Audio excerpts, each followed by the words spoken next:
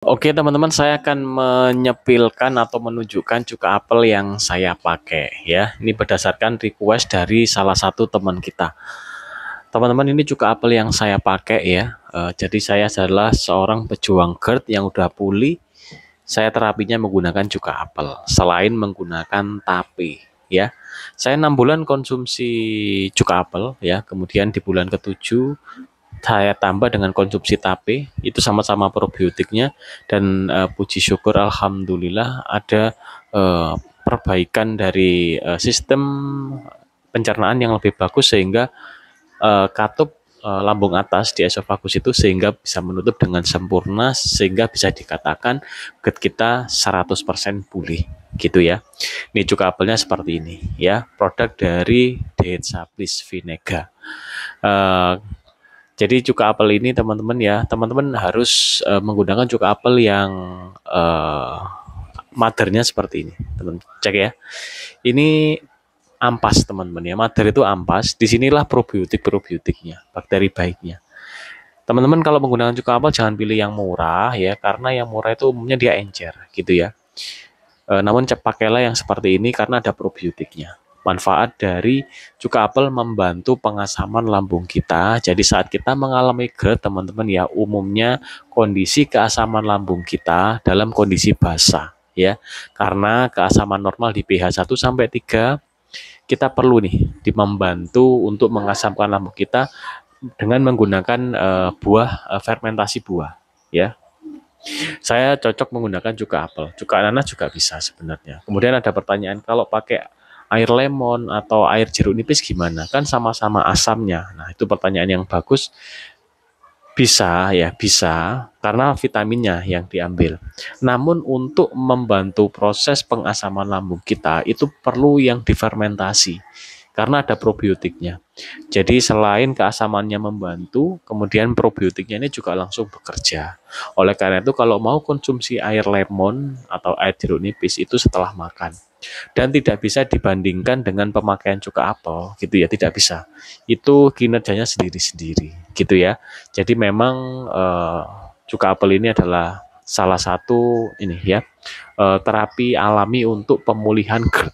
GERD adalah kondisi suatu asam lambung naik ke kerongkongan ya, disebabkan oleh katup ini ya. Katup di sini terbuka. Sehingga umumnya teman-teman ya terjadi sensasi itu istilahnya 1001 sensasi, macam-macam sensasinya.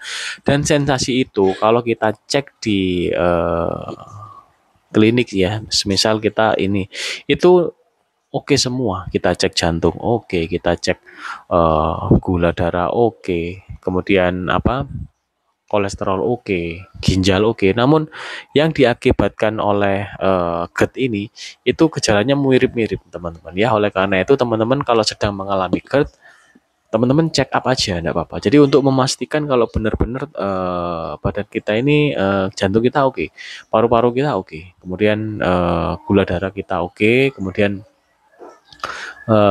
ini kolesterol kita oke, ginjal kita oke. Saya dulu yang paling membuat saya itu istilahnya sangat ketakutan itu jantung berdebar sama sering buang air kecil. Bisa teman-teman bayangkan, saya tuh sesek jantung ini berdebar tuh tidak bisa aktivitas, saya mengira itu seperti penyakit jantung gitu ya, seperti serangan jantung. Kemudian buang air kecil. Setelah saya minum air putih 1 gelas, tidak ada 1 menit itu udah langsung buang air kecil. Jadi sampai saya tulisi teman-teman ya, sehari itu saya minum berapa gelas, buang air kecil itu berapa kali, sampai seperti itu. Dan air kencingnya ini teman-teman ya, itu bening teman-teman. Jadi kan menandakan bahwa normal gitu ya. Namun frekuensinya setiap minum langsung teman-teman. Jadi saya pernah sampai itu bepergian karena bepergian ya, deket gitu ya, saya bawa botol. Saking apanya khawatir keburu kencing di jalan teman-teman. Jadi seperti itu. Dan ternyata yang mengalami seperti itu juga banyak sensasi seperti itu. Dan dengan kita perbaiki nutrisi kita, pola makan ya, pola makan di 3 kali sehari, makanan pantangan dihindari teman-teman, kemudian konsumsi cuka apel ya, itu berangsur-angsur membaik teman-teman ya, di kurun waktu itu tadi 6 bulan. Saya total 8 bulan. 2 bulan saya tidak tahu kalau saya kena GERD. Di bulan ketiga itu baru saya konsumsi cuka apel, karena saya ketahui GERD itu, saya mengetahui kalau saya terkena GERD itu karena saya cari sendiri gitu ya, tidak dengan kontrol, tidak ya. Setelah dari poli jantung saya pulang, saya mencari sendiri kenapa ini. Ternyata saya tahu itu GERD saat saya buat puasa. Saat saya puasa di jam 3 sore udah tidak kuat, sesek sekali. Saya cek artikel, cek pengalaman teman-teman yang sudah pulih GERD ya, ternyata efek dari GERD itu yaitu tadi sesak nafas, bisa jantung berdebar, anemia, lemes, tidak ada tenaga, kemudian tensi tinggi, sering buang air kecil ya, untuk nelan sulit teman-teman ya, kemudian keliengan ya, kemudian apalagi di sini panas. Kalau saya belum panas di sini ya, jadi masih asamnya yang naik, gasnya bukan cairannya. Ada beberapa teman kita yang di tenggorokan sampai pewanas ya, istilahnya LPR itu. Nah itu yang naik udah mulai cairannya teman-teman ya. Oleh karena itu GERD ya, ini tidak boleh dipandang remeh karena bisa menurunkan kualitas hidup kita. Memang umumnya GERD ini tidak berbahaya ya jika dibandingkan dengan beberapa penyakit kronis lainnya. Namun ini bisa mengurangi kualitas kehidupan kita, sehingga kita untuk beraktivitas bisa sangat-sangat terganggu. Biasanya yang biasa kerja bisa sama sekali tidak bisa kerja ya, seperti saya dulu ya. Saya biasanya berdagang, tidak bisa teman-teman, kan tidak bisa aktivitas sama sekali. Tenaga kita ini lemah gitu ya, karena keasaman lambung kita yang kurang normal, penyerapan makanan dari ke tubuh kita ini sangat-sangat minim sekali. Dan kalau pengobatannya atau penanganannya tidak tepat, itu ada yang sampai GERD itu 4 tahun, 3 tahun seperti itu ya. Dan puji syukur saya 8 bulan bisa pulih, dan di sini saya bersemangat untuk mengedukasi kepada teman-teman agar yang sedang mengalami GERD bisa cepat pulih ya.